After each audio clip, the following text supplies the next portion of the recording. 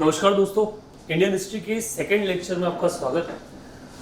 Last वाला जो हमारा लेक्चर था, उस लेक्चर में हमने डिस्कस किया था इंडियन हिस्ट्री के इंट्रोडक्शन के बारे में, देन हमने इंपॉर्टेंस के बारे में बात किया था। अगला हमारा चर्चा था वो सोर्सेस के बारे में था। देन हमने उन कन्फ्लिक्ट्स को डिस्कस किया था कि क्या क्या इंडियन हिस्ट्री को लेकर डाउट्स लोगों के मन में है, क्या लोग सोचते हैं। फिर हमने बात किया था कि यार हम लोगों के जो डाउट्स है उनको सॉल्व करने के लिए एनसीईआरटी ने इंडियन हिस्ट्री में क्या क्या चेंजेस किया है, और देन हमने बात किया था वे फॉरवर्ड को। ये सेकंड लेक्चर, और इस लेक्चर में आज डिस्कस करने वाले हैं हिस्ट्री और उसके अलग अलग डिफरेंट टाइप्स को, देन इंडियन हिस्ट्री को, देन प्री हिस्टोरिक एरा, बाद में बात करेंगे स्टोन एज के बारे में, देन हम बात करने वाले हैं जो इससे रिगार्डिंग जितने भी पीवाईक्यूज आए हैं उनके बारे में। अगर आप चैनल पे नए हैं तो आप सबसे कहना है कि आप इस चैनल को सब्सक्राइब करें। इस पे इंडियन हिस्ट्री को हम थ्रू आउट के लिए यूपीएससी के लेवल पे कवर करने वाले हैं, एंड अगर आप यूपीएससी या किसी अन्य सिविल सर्विस एग्जाम के लिए अपना करंट अफेयर ब्रॉडली कवर करना चाहते हैं, पॉइंट टू पॉइंट कवर करना चाहते हैं, तो आप प्लेलिस्ट, करंट अफेयर प्लेलिस्ट पे जाकर उसको देख सकते हैं। कल्पाक्ष रेगुलरली जो एक अबेंडेंट कंटेंट मार्केट में अवेलेबल है उसको शॉर्ट आउट करके जो इंपॉर्टेंट एग्जाम ओरिएंटेड न्यूज है उनको फॉलो कर रहे हैं। आगे बढ़ते हैं, इंडियन हिस्ट्री के बारे में बात करते हैं। What its definition says, what we discussed in the last class, we say the definition says history is a systematic study or and documentation of the past. In other terms, when we talk, the study of past events can be termed as history. In another word, if we want to talk, we can say the systematic and chronological study of the past events can be termed as history. In simple sense, जो हो गया, जो बीत गया, वो सब इतिहास है। मोदी जी का शपथ ग्रहण जो कल हुआ वो भी इतिहास है, और उससे पहले उन्होंने 2014 में उनका आना एज अ प्राइम मिनिस्टर वो भी एक इतिहास है। सो व्हाट हिस्ट्री, जो पहले पूरा के पूरा बीत गया। लास्ट वाली क्लास में इस बारे में चर्चा भी किया था कि Herodotus was the first who somewhere started documentation of the things, events, that's why he was also known as father of history या फादर ऑफ वर्ल्ड हिस्ट्री, जिसको आप सिंपल सेंस में कह सकते हैं। लास्ट वाली क्लास में हमने सोर्सेस के बारे में भी बात किया था ब्रॉडली की क्या अलग अलग तरह के सोर्स होते हैं। आज अगर उसी चीज के बारे में थोड़ा आगे बात करें तो हम सोर्सेस को दो हिस्सों में क्लासिफाई कर सकते हैं। एक सोर्स को हम कह सकते हैं नॉन लिटरेरी सोर्स जो अलिखित है, और दूसरा जो सोर्स है उसे आप कह सकते हो लिटरेरी सोर्स जो अपने आप में लिखित है, जो आपका रिटर्न में अवेलेबल है। जब इन दोनों सोर्सेस के बारे में बात किया जाए और इनकी ऑथेंटिसिटी के बारे में बात करें तो हम कह सकते हैं जो नॉन रिटन है, जो अलिखित है, उस पे हमें हमारी थ्योरी क्रिएट करना पड़ेगा, वो पहले से लिखा हुआ नहीं है। लाइक फॉर एग्जांपल, आपका हड़प्पन सिविलाइजेशन से आपने क्या एक्सकवेशन में कुछ मिला, तो ब्रॉन्ज का स्टेचू मिला, तो उस पे आपको क्या करना पड़ेगा, उस पे आपकी एंथ्रोपोलॉजिकल स्टडी के थ्रू आपको बताना पड़ेगा कि वो जो आपको टेक्स्ट मिला है, वो जो मटेरियल रिमेन्स मिला है, उसके मायने क्या है। दूसरी तरफ अगर आपको कुछ चीज लिटरेचर के फॉर्मेट में मिलता है तो वो एग्जैक्ट रिप्रेजेंटेशन देता है, उस पर सिर्फ एक क्रॉस चेक आपको अदर डॉक्यूमेंट के साथ करना पड़ेगा कि भैया वो जो लिखा है वो सही है या नहीं। इस आधार पे कि लिखित डॉक्यूमेंट हमारे पास में है या अलिखित डॉक्यूमेंट हमारे पास में है, हम हिस्ट्री को तीन अलग अलग सेगमेंट में क्लासिफाई कर सकते हैं। अगर देखा जाए तो पहला जो पीरियड होता है उसको आप नाम देते हो प्री हिस्टोरिक एरा। ये इससे एग्जाम में क्वेश्चन आया भी, यूपीएससी ने भी प्रीवियस ईयर में ऐसा क्वेश्चन पूछा है, और MPPSC and other state civil service exam जो है वो तो जनरली पूछते हैं। So what the prehistoric era is, तो इसका डेफिनेशन कहता है कि an era from which we do not have any written source available. ठीक है, ऐसा कोई एरा, ऐसा कोई पीरियड जहां से आपके पास कोई भी रिटर्न सोर्स क्या है अवेलेबल नहीं है, वो आपका क्या कहलाएगा, वो एरा आपका कहलाएगा दैट्स प्री हिस्टोरिक एरा।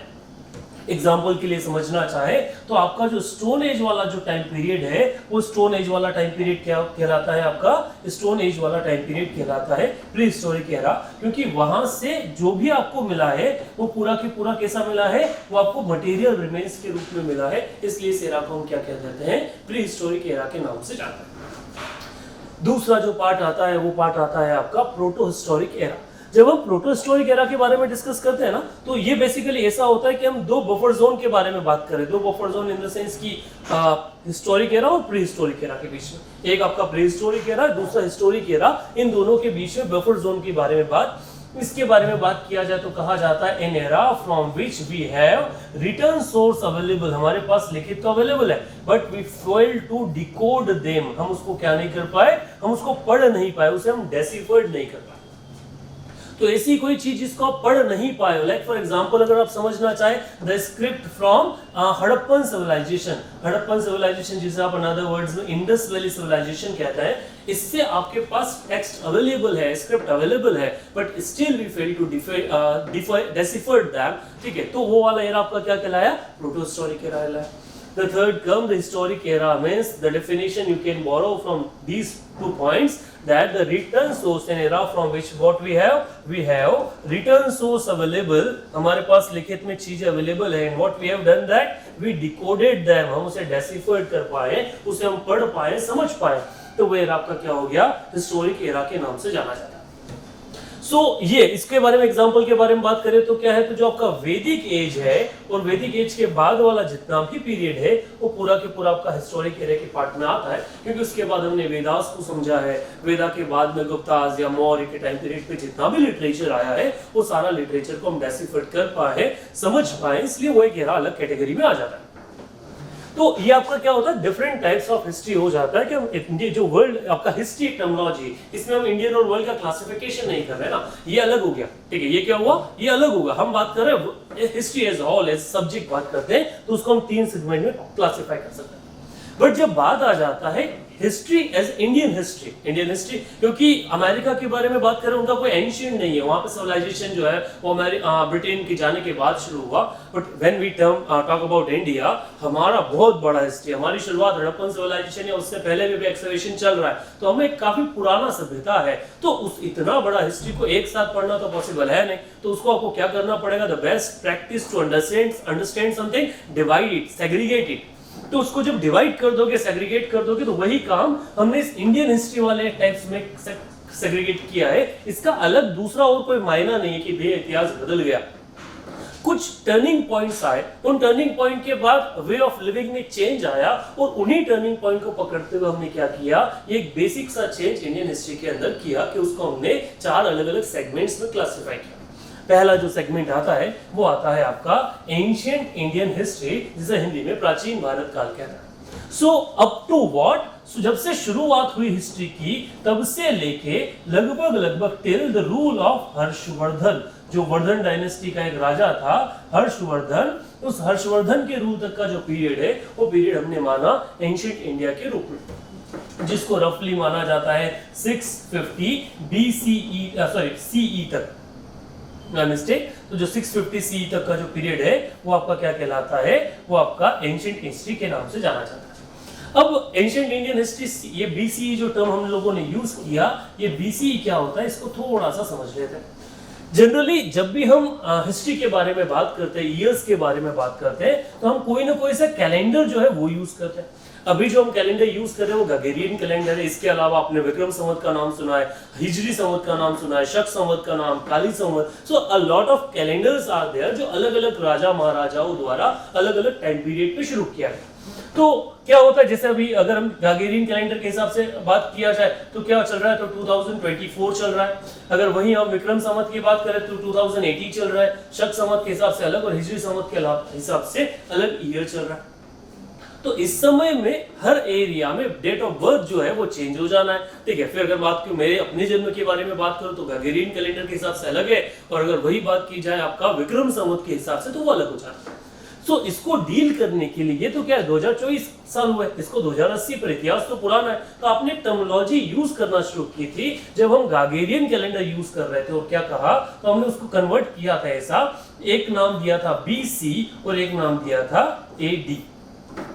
यहाँ BC का मतलब होता था बिफोर क्राइस्ट, मतलब जीसस से पहले। जब हम इस 2024 के हिसाब से बात करें ना, तो हम बोलते थे कि यार हड़प्पन सिविलाइजेशन कब हुआ, तो हमने बोला कि यार 3400 BC मींस आपका जीसस से 3400 साल पहले, मतलब 3400 साल तो वो, और 2024 साल ये मींस 5424 साल पहले किया था हड़प्पन सिविलाइजेशन की शुरुआत होती। तो ये BC आप यहां से लेके आए। और दूसरा टर्मिनोलॉजी आपने यूज किया था जिसे आप कहते थे आफ्टर डेथ मींस जीसस के बाद में, ठीक है। आप अभी मेरा जन्म कब हुआ, अगर मैंने एक ईयर लिया तो भैया क्या है 1991 मींस जीसस के 1991 साल बाद में पृथ्वी पर आया। तो ये जो बदलाव, ये जो चेंज था, ये BC और AD था। बाद में कुछ प्रभुत्व वर्ग आया, उसने बोला कि भैया आपका जो क्लासिफिकेशन है उसमें एक मिस्टेक है, जीसस से पहले ओके जीसस के बाद में ओके, तो जब तक जीसस रहे तब तक वाला जो पीरियड है, ईयर है, वो कहाँ गया? तो उस वाली कंडीशन में जो एडी है, इसका नाम बदल के नया एब्रिविएशन यूज किया गया जिसे कहा गया एनो डोमिनी। अब ये एनो डोमिनी का मतलब होता है ईयर्स ऑफ लॉर्ड, भगवान के साथ, ठीक है, ईयर्स ऑफ लॉर्ड। तो क्या हुआ, बीसी स्टैंड सेम, और अब ये जो 1951 आफ्टर डेथ काउंट होता था उसको क्या काउंट करने लगे, उसको हम एनो डोमिनी, ईयर्स ऑफ लॉर्ड, भगवान के साथ काउंट करने लगे। समय और आगे बढ़ा है, नाउअडेज ईयर्स बिफोर ये बोला गया कि भैया ये जो कैलेंडर है ये तो कॉमनली एक्सेप्टेड है, और जीसस जो है वो आए थे, गए ही नहीं भैया, भगवान के साल अभी तक चल रहे आ रहे, तो उसमें चेंज जो है वो चेंज होना चाहिए, उसके चेंज जो है वो चेंज रिक्वायर्ड है। तो वो चेंज कैसे किया, तो अब हमने एक नई टर्मिनोलॉजी यूज कर ली जिसे हम कहते हैं सीई, कॉमन एरा। सो अब हम जब 2024 की बात करते हैं ना, तो इसको एडी नहीं बोलते, एनो डोमिनी नहीं बोलते, इसे हम बोलते हैं 2024 सीई। तो इससे पहले का जो पीरियड हो गया वो पीरियड हो गया, कोई अगर मुझे हड़प्पन सिविलाइजेशन की अब बात करना है तो मैं उसे बोलूंगा 3400 बीसीई, बिफोर कॉमन एरा। तो आजकल नए जो टेक्स्ट है उन सब में आपका यही टर्मिनोलॉजी जो है वो यूज होता है। बट अगर आप पुराने टेक्स्ट के बारे में बात करेंगे तो आपका पुराना हिस्ट्री देख लीजिए, एनसीईआरटी उठा लीजिए, या फिर और कोई पुराना लिटरेचर बना हुआ है, वो पुराना लिटरेचर आपके किसके बारे में चर्चा करेगा, वो आपका बीसी और एडी के नाम से जाना जाता है। तो एक ये बेसिक सा चेंज हमारा था। अगेन टॉपिक पे आते हैं, इंडियन हिस्ट्री के बारे में बात करें तो हमने क्या बोला कि टिल हर्षा में लगभग 650 बीसीई तक का जो पीरियड, सॉरी सीई तक का जो पीरियड है वो आपका क्या हो गया, वो आपका इंडियन हिस्ट्री के नाम से जाना जाएगा, एंशिएंट इंडियन हिस्ट्री के नाम से जाना जाएगा। अब इसको लेके कई सारा डाउट हिस्ट्री के बीच में है, कुछ लोग इसको यहां मार्क मान लेते हैं सीई तक, और कुछ लोग बोलते हैं कि भैया ये स्टार्ट होता है आपका 700 सीई तक। क्यों, जब तक इस्लाम नहीं आया, ठीक, इस्लाम के एडवेंट से मानता हूं। कई लोग इसको बोलते हैं जब से इंडिया में इस्लामिक रूल स्टार्ट हुआ तब से हम क्या मानेंगे, एंशिएंट इंडिया को खत्म मानेंगे। बेसिक क्या है, तो बेसिक वाइडली एक्सेप्टेड ये कहा गया कि till the rule of Harshvardhan जो था, इंडिया का नॉर्दर्न पूरा पार्ट यूनाइटेड था। सो नरेंद्र मोदी से पहले अगर कोई ऐसा शासक था जिसने पूरे नॉर्थ इंडिया को यूनाइटेडली रूल किया तो वो कौन था, हर्षवर्धन। बीच में हेमू आया था जिसने कुछ समय के लिए किया था, तो वो क्या है, इसलिए वहां तक तो आपका एंशिएंट, उसके बाद सबके सब डिवाइड हो गए, सब अलग, कहीं सपा आ गया, कहीं बसपा आ गया, कहीं आपका टीएमसी आ गया, कांग्रेस अलग था, उसका कोई वर्च्यू बचा नहीं। तो जब वो डिवाइड हो गया, फ्रेगमेंट्स में आ गया, तो उसको आपने क्या कह दिया कि भैया यहाँ से आप ईयर चेंज कर सकते हो, मार्क कर सकते हो, क्योंकि ट्रेडिशन जो है स्ट्रॉन्ग रूल का वो खत्म हो गया था। अब की बार से आप एक टर्निंग पॉइंट मान सकते हो, जब कहते हैं ना कि टर्निंग पॉइंट, तो टर्निंग पॉइंट आप यहाँ से मान सकते हो कि इंडियन पॉलिटी में एक चेंज आया, तो वही चेंज हमने इंडियन हिस्ट्री में देखा। अब हमने मेडिवल स्टार्ट किया, अगर हम सिंपल माने कि आफ्टर हर्षा 651 बीसी सीई से मान ले, तो कब तक, तो इसको माना गया 1707 सीई तक कि आपका मेडिवल इंडियन हिस्ट्री है।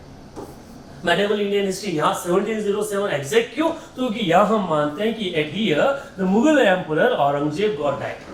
Aurangzeb was the last one, या last strong ruler of Mughal Empire, जिसने इंडिया को कंसोलिडेट करके रूल किया। Although the Shivaji is there, although the Marathas are there, who somewhere tried to defeat them, तो but वो नहीं हो पाया, पॉसिबल नहीं हुआ, या उन्होंने एक बड़ा हिस्सा उनसे औरंगजेब से छीन भी लिया, अपने स्क्रूटनी में ले लिया, बट ये लास्ट बंदा था। इसके बाद वाले तो नेठू निठल्ले है, तो वो जो निठल्ले थे वहां से हमने बोला कि भैया अब इनसे वापस सेग्रीगेट कर दो, क्योंकि ये जो था ना इसने ढंग से कोई रूल किया था। तो भैया यहाँ का 1707 के बाद का जो पीरियड है ये पूरा के पूरा सीई से आपका पीरियड आ गया मॉडर्न हिस्ट्री के बारे में।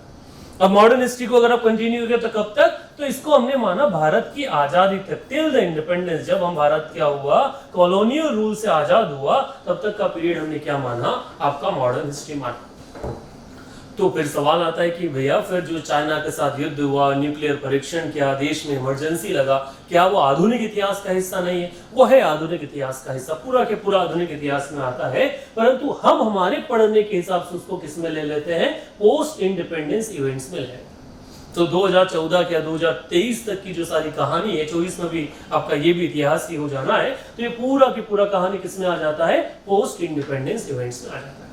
तो हम थ्रू आउटली इन चीजों को क्या करने वाले हैं, कवर करने वाले। होप सो यहाँ तक आपको चीजें अच्छे से समझ में आ रही है, और जैसा भी लग रहा है एक बार कमेंट में लिख के जरूर बताएं कि अगर कुछ इंप्रूवमेंट लगेगा तो हम कोशिश करेंगे आपके लिए वो सुधार लाने की। सबसे पहला जो पार्ट आता है वहां से शुरू करते हैं, दैट इज इंडियन हिस्ट्री, और उसका पहला जो टॉपिक है वो है prehistoric era which we divided in Indian history. सबसे बड़ा पॉइंट है कि यार इस भवसागर में पढ़े कैसे, क्या इसके लिए तो खाली लेक्चर लेना सफिशिएंट नहीं है, लेक्चर के साथ आपको एक रेफरेंस बुक को फॉलो करना पड़ेगा। And if you are going through the Indian history then the books the NCERT of class 11th and 12th is sufficient enough for your ancient history.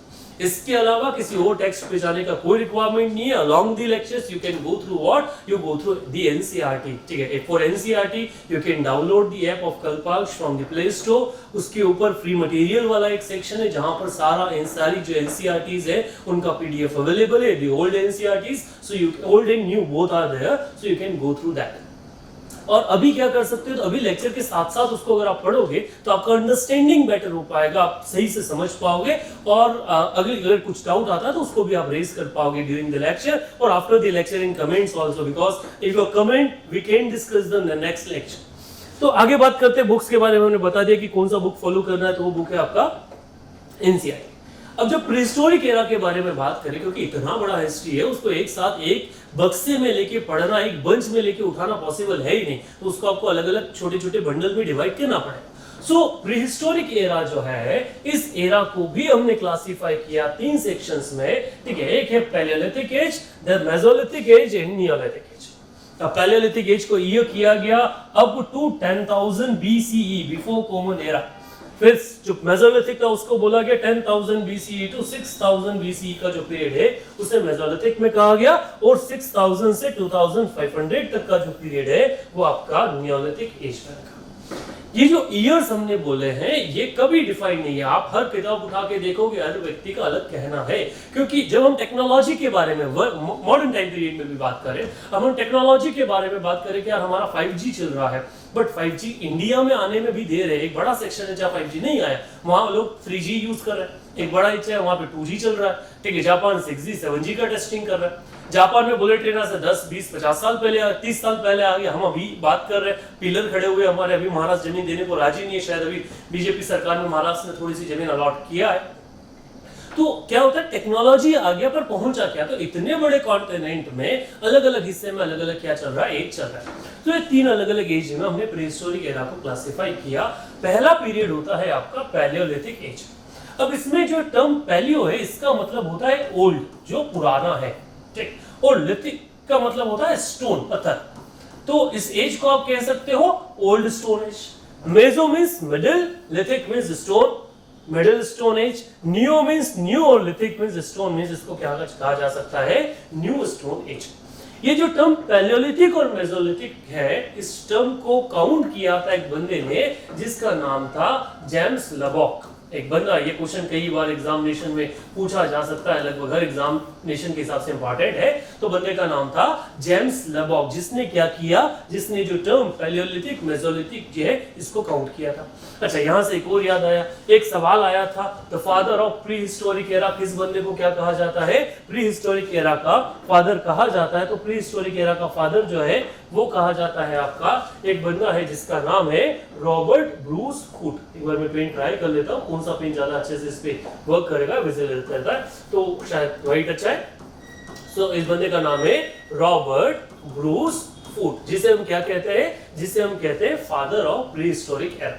तो ये क्वेश्चन आते हैं, तो इन पे हमको ध्यान देना है। जैसे क्वेश्चन है the who was father of prehistoric era, so Robert Bruce Foote. Who was father of history, then आपका Herodotus. Who is father of Indian history, you can comment in the comment box कि भारतीय इतिहास जो है उसका father कौन।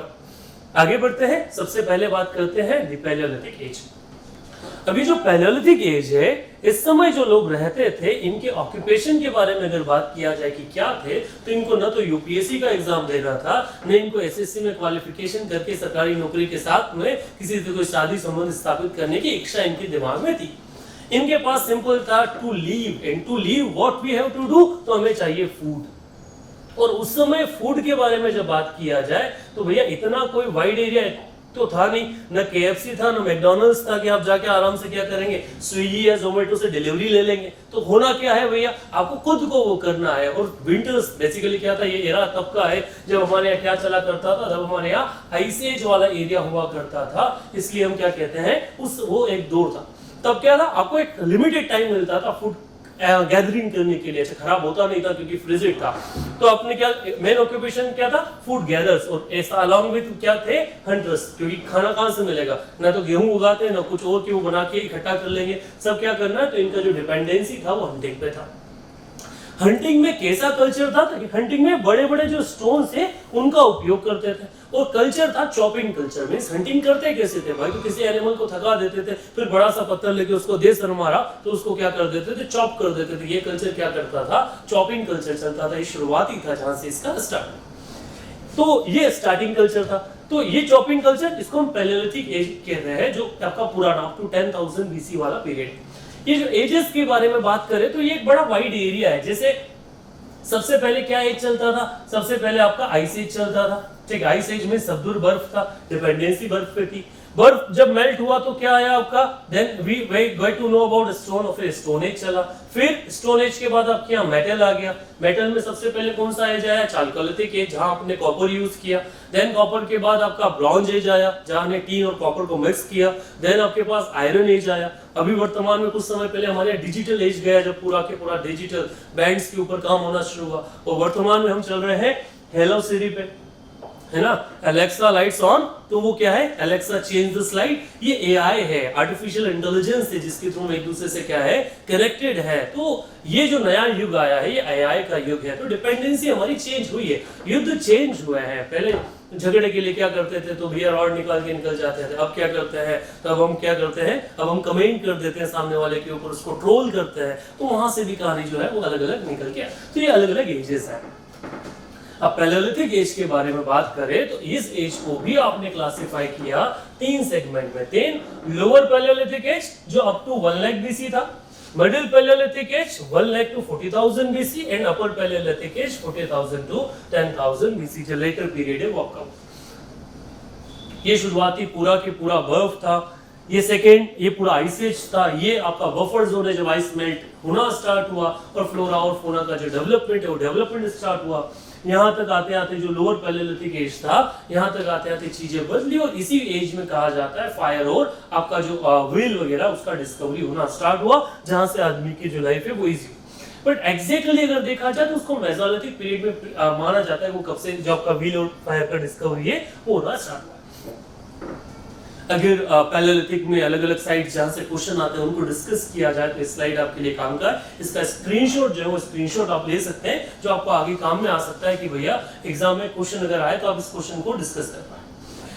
अगर बात किया जाए तो पैलेलिथिक, लोअर पैलेलिथिक साइट्स देखी जाए तो सोन वैली जो भी पाकिस्तान में, Thar desert, Kashmir, Mewar plateau, Saurashtra, Gujarat, central India, Deccan plateau, Chota Nagpur, northern Kaveri river, Belan valley, Bhimbetka Madhya Pradesh, ये सब के सब आपका लोअर पैलेलिथिक साइट्स है। इंपॉर्टेंट मिडिल पैलेलिथिक में बैलन वैली, लूनी वैली, सोने, नर्मदा, भीमबेटका, तुंगभद्रा, पोटावर प्लेट्यू, सोनगरा केव्स जो पाकिस्तान वगैरह में, ये पूरा आपका मिडिल पैलेलिथिक में था। अपर पैलेलिथिक में भीमबेटका, बैलन, सोन वैली, छोटा Nagpur plateau, Maharashtra, Orissa, eastern Ghats of Andhra Pradesh.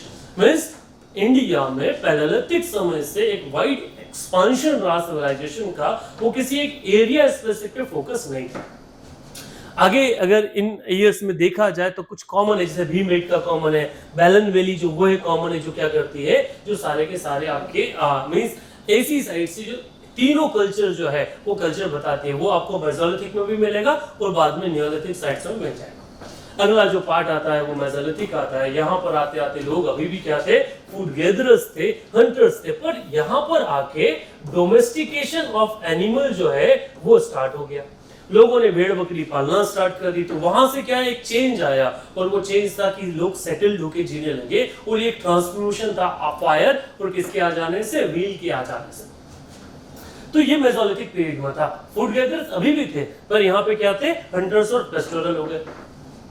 Development हुआ। डेवलपमेंट क्या हुआ, अभी तक चॉपिंग कल्चर चलता था, अब आ गया कौन सा कल्चर, अब आ गया कटिंग कल्चर। मतलब पहले जो पत्थर थे बड़े बड़े गोल गोल भारी भारी पत्थर होते थे, अब जो पत्थर है वो नुकीले आ गए, कटने वाले आ गए, ठीक है, साइड से उसमें रेजर आ गई, जिसको आप सिंपल भाषा में हमारे कत्तल कहा जाता है भैया। तो ये अलग अलग टर्म्स आ गई जिनको आप यहाँ से देख सकते हो, जो इमेजेस में आपको दिखती है। इन सब को आप माइक्रोलिथ कहते हैं। माइक्रो मींस छोटा और लिथ मींस स्टोन, ठीक है, तो लिथिक मींस स्टोन, तो माइक्रोलिथिक मींस ये आपका हो गया छोटे छोटे पत्थर आ गए, जिससे क्या किया जाने लगा, काटना इजी हो गया। तो ये नया कल्चर है। अब मेसोलिथिक के बारे में बात किया जाए तो कई सारी फेमस साइट्स हैं, जैसे बागोर इन राजस्थान, जिस जगह जो बेसिकली कोठारी रिवर के पास में, यहाँ से क्वेश्चन आ सकते हैं भाई। तो यहाँ से क्या मिला, मैक्रोलिथ्स मिले, एनिमल बोन्स मिले हैं, शेल्स जो है वो डिस्कवर हुआ है। फिर एक जगह है आदमगढ़, ये बड़ा फेमस है, कई बार क्वेश्चन पूछा भी गया है, क्योंकि Adamgarh is the place in Madhya Pradesh which provides the earliest evidence of domestication of animal. Then there are the sites of Bhimbetka, ठीक, खारावर, जावरा, कथौड़िया, ठीक है। फिर आपका आता है सुंदरगढ़, संबलपुर, एतुजाओ, गुआ, ये अलग अलग जगह है जहां से आपको मेसोलिथिक साइट्स मिले। इसके अलावा आपका मिल जाता है लंगनाच जो गुजरात में है, वीरानपुर जो वेस्ट बंगाल में है, जहां से आपको मेसोलिथिक जो टाइटल मींस टूल्स हैं वो अवेलेबल हुए हैं। देन आपका अगर कहा जाए कि पॉटरी जो है वो मिली, मींस कई जगहों पे नहीं मिली है, पर जहां मिली है उनका अगर बात किया जाए तो लंगज गुजरात जहां पे पॉट्स मिले हैं, जहां, और फिर केमूर रीजन ऑफ मिर्जापुर, मिर्जापुर तो आजकल बड़ा ही फेमस है यार, तो केमूर रीजन ऑफ मिर्जापुर है, वहां से आपका जो साइट्स मिली। इसके अलावा तो माइक्रोलिथ आपको मिले हैं कहां पे, तापी रिवर के किनारे में, साबरमती के इधर, नर्मदा में, माही में, ये अलग अलग रीजन है जहां से आपको क्या मिला है, आपको माइक्रोलिथ छोटे छोटे स्टोन्स में। तो वो था किसके बारे में, वो था आपका मेसोलिथिक एज के बारे में। आगे बढ़े, ठीक है, लंबा तो नहीं हो रहा है, सो आप स्पीड बढ़ा सकते हो भाई, आपके पास तो एक ऑप्शन रहेगा। चलो आगे बात करते हैं नियोलिथिक एज के बारे में। Here what neo means, neo means new, lithic means stone, तो ये आ गया आपका न्यू स्टोन एज। यहां तक आके क्या हुआ, तो एक इंडिविजुअल हुए जिनका नाम था माइल्स बर्किट। ये क्वेश्चन भी आ सकता है भाई, ये माइल्स बर्किट था, इन्होंने बोला कि if an era have four things, चार चीज अगर किसी एरा के अंदर है, उस एरा में प्रैक्टिस किया जा रहा है, चार चीज कौन कौन सा, वो लोग जो है वो सेटल्ड लाइफ जी रहे हैं, ठीक। फिर वो क्या है, सेटल में सेमी सेटल, क्योंकि पूरा तो होगा नहीं। फिर आपका वहां पे एग्रीकल्चर का स्टार्ट हो चुका है। देन वहां पे डोमेस्टिकेशन ऑफ एनिमल है, उन्होंने एनिमल रियरिंग शुरू कर दिया है। और अगला जो पॉटरी वो लोग यूज कर रहे हैं वो पॉलिश्ड है, उसको क्या किया गया है, कलर किया गया है। ये चार चीज अगर किसी एरिया में आपको देखने को मिल रहा है तो वो एरा क्या होगा, वो एरा नियोलिथिक एज कहलाएगा। ये टाइटल्स किसने दिए, ये आपके दिए माइल्स बर्किट। नियोलिथिक एज में क्या हुआ, यहाँ पे और आगे आ गया, जो टूल्स थे वो लिथिक तो थे, पर अब कैसे हो गए, बोन टूल्स ऐड हो गए, साथ ही साथ उसमें क्या होने लगा, नुकीलापन आ गया। तो वो जो टूल्स थे वो इस तरह के थे, जो हड्डी और दोनों का हमने क्या देखा, पत्थरों का हड्डी का एक मिक्स जो है वो देखा। तो लाइफ में एक और चेंज हमको यहाँ पे देखने को मिला। नियोलिथिक एज के बारे में अगर बात किया जाए, साइट्स अगर देखी जाए तो पोल्डिवा, महागढ़ा, ठीक है, ये lying in south of Allahabad, जहां से आपको मिला है। मेहरगढ़ जो बलूचिस्तान में, जहां पे अर्लीस्ट एविडेंस नियोलिथिक साइट है, जहां पे हमको क्रॉप कॉटन और इनके एविडेंस मिले हैं। ये लोग जो है ना, सन ड्राइड ब्रिक्स भी मेहरगढ़ से सबसे पहले मिली, जिन्होंने ब्रिक्स को सुखाना शुरू कर दिया था। तो मेहरगढ़ जो है वो हड़प्पन सिविलाइजेशन की शुरुआत है, उसमें एक कनेक्शन है। पहले क्या हुआ, हमने जो हिस्ट्री लिखी गई ना हमारे यहाँ, उसका दुर्भाग्य है, उसको माइंडसेट ऐसा बताया गया कि भैया इनके बारे में ज्यादा अच्छा लिखना नहीं, कम कम बताओ तो अच्छा रहेगा। इनको अगर पता चल गया ना इनका इतिहास ज्यादा है तो और दब के खड़े हो जाएंगे, कि जैसे ना कि हम है राणा के वंशज। जब बात ये आ जाती है कि द्वंद कहाँ तक पाला जाए, रार कहाँ तक ठानी जाए, तो भी है राणा का वंशज, फेंक जहां तक भाला जाए। तो ये जो बात है वो हमें क्यों आई, क्योंकि हमने राणा के बारे में पढ़ा। अब हमको राणा के बारे में पढ़ाते ही नहीं तो भैया हम क्या बात करते, तो हम भी यही देखते कि हमारा राजा छुप गया था, हमारा पोरस हार गया था। इतिहास ने तो यही बोला ना, पोरस हार गया, पर पोरस की अपनी एक कहानी आने वाले वीडियोस में उसको मैं आपको बताऊंगा अलग तरह से, ठीक तब समझेंगे। नियोलिथिक साइट्स में और बात किया जाए तो जहां से बड़े क्वेश्चंस आए हैं, ये दो साइट्स भाई बड़ी फेमस है। मुर्जा होम कश्मीर, जहां पे अर्लीस्ट डोमेस्टिकेशन ऑफ डॉग का एविडेंस मिला और उस कुत्ते को अपने मालिक के साथ दफनाने की एक ग्रेव जो है वो ग्रेव भी हमें मिली, इसलिए फेमस है। देन गुफ कराल जो कश्मीर में है, ये नियोलिथिक साइट से जहां पे पेट ड्वेलिंग किया जाता था। ये पेट ड्वेलिंग का मतलब गड्ढे को रहने का जो था, उसको केव्स की जगह नीचे गड्ढा खोद के ऊपर से उसको ढक के वो उस गड्ढों में रहने की शुरुआत हुई। फिर चिरांद बिहार में है, ठीक है, ये एक नियोलिथिक मेन है। Use tools and weapons made by bones, यहाँ पे आपको बोन के वेपन जो है वो वेपन देखने को मिलेगा। तो ये जब हम पैलेलिथिक के बारे में या लिथिक एज के बारे में, स्टोन एज के बारे में बात करते हैं तो ये तीन सेगमेंट हमको देखने को मिलते हैं। अगला जो सेगमेंट है उसके बारे में बात करें तो वो आता है जब से मेटल स्टार्ट हुआ। अर्लीस्ट मेटल के बारे में अगर इंडिया में बात किया जाता है, अच्छा सॉरी एक कुछ चीजें बच गई थी, वो थी आपकी बैलन वैली और पिहाकल, ये जो अलग अलग साइट्स हैं जो आपकी पैलेलिथिक साइट्स जिसको नियोलिथिक साइट्स जिनको कहा जाता है। आगे आ जाते हैं, दैट इज अर्लीस्ट मेटल हमारे यहाँ अगर कोई डिस्कवर हुआ तो वो था कॉपर। कॉपर की शुरुआत हमारे यहाँ सबसे पहले हुआ और कॉपर जो है उसके कारण उस एज में कॉपर आ गया और साथ में स्टोन, ये दोनों पे डिपेंडेंसी था, इसलिए उस एज का नाम हमने दे दिया चाल्कोलिथिक एज। अब ये जो चाल्कोलिथिक एज है ना दोस्त, ये चाल्कोलिथिक एज को हम जो क्लासिफिकेशन जिस तरह से हमारा है उस तरह से हम कहते हैं कि 2000 बीसी से 700 बीसी तक का जो पीरियड है तब आपके यहाँ कौन सा एज चला था, चाल्कोलिथिक एज चला था। फिर कहता हूं यही वो दौर है, इससे पहले हमने एक जगह क्या देखा है, ब्रॉन्ज एज सिविलाइजेशन देख चुके हैं। तो हर एरिया के हिसाब से ये अलग है। हमारे यहाँ से अगर देखा जाए तो मैं कह सकता हूँ हमारे यहाँ 3000 से पहले क्या हो चुका था, कॉपर एज शुरू हो गया था।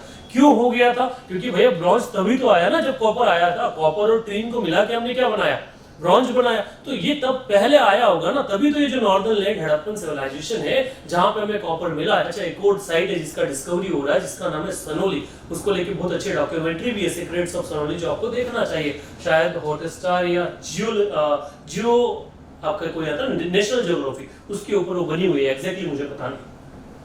सो ये था चाल्कोलिथिक। इस समय क्या हुआ, लाइफ और एडवांस हो गया। नियोलिथिक का अपर वर्जन जो है वो है चाल्कोलिथिक। नियोलिथिक के जो लोग थे उन्होंने साथ साथ सेटल लाइफ जीना शुरू किया, कॉपर का टूल्स आ गया, पॉलिश पॉटरी यूज करना शुरू कर दिया, ठीक है। जो सेमी सेटल थे, सेमी नोमाड थे, वहां सब कंप्लीट सेटल लाइफ आ गया, एग्रीकल्चर का स्टार्ट हो गया। वो पूरा के पूरा क्या था, वो था आपका चाल्कोलिथिक। यहाँ घर बनना स्टार्ट हो गए भाई, घरों को आप सब बाउंड्री देना स्टार्ट हो गया, स्टोन के बड़े बड़े घर हमने देखे। तो ये पूरा पीरियड आपका क्या कहलाता है, चाल्कोलिथिक पीरियड कहलाता है। इसको थोड़ा सा समझ लेते हैं। The period followed Neolithic age and marked the emergence of metal use, particularly copper, in low-grade range can be termed as Chalcolithic age.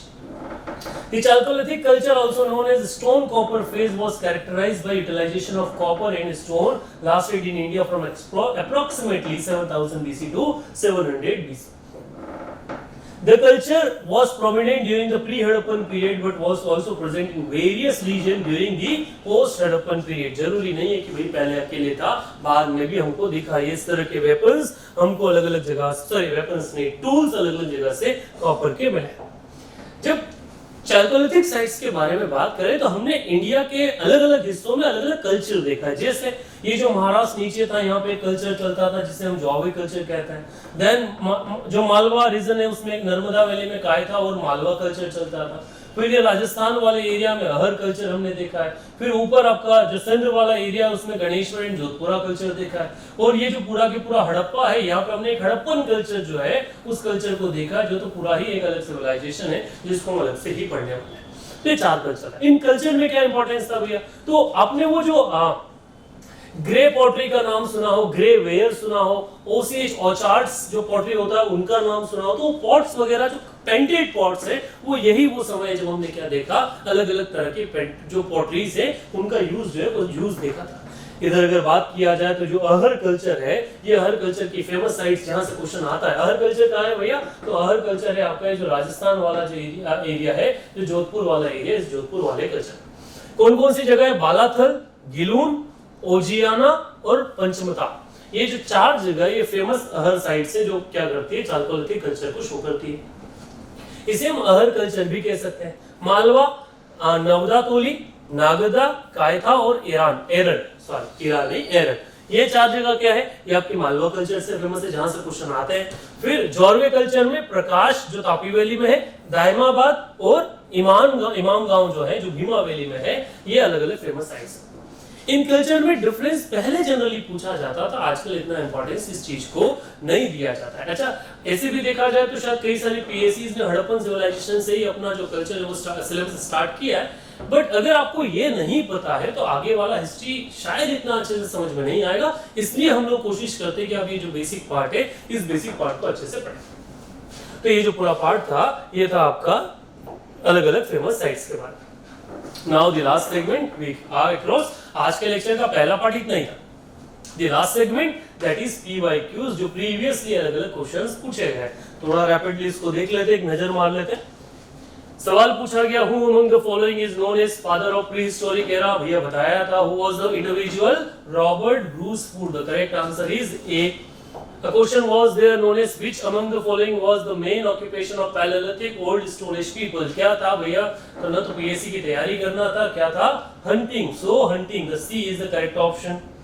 The question is there known as at which of the following sites and all the Paleolithic, Mesolithic, Neolithic sites have been found in sequence? जैसा सब कुछ एक के बाद एक मिला तो क्या है भैया, वही आंसर वापस से बैलन वैली, द सी। ये बात हमने ड्यूरिंग द क्वेश्चंस भी किए भाई। Question is there, the earliest evidence of domestication of animal have been provided by Adamgarh. In which district Adamgarh is located? हमारा मध्य प्रदेश, ठीक है। तो मध्य प्रदेश में आपका ये था question. Another question is there, I think it is last also. Consider of the following statement: the first human-like appearance was in Australopithecus and first known Homo sapiens is Homo heidelbergensis. Which among the above statements are correct? The second one, the second is correct one, क्योंकि हम जो शुरुआत में थे, हम होमोज आए, होमो sapiens हुए, then होमो sapiens sapiens वाला हमारा था, तो शुरुआती जो था वो था होमो स्पेसी, जो है हमारा वही चला।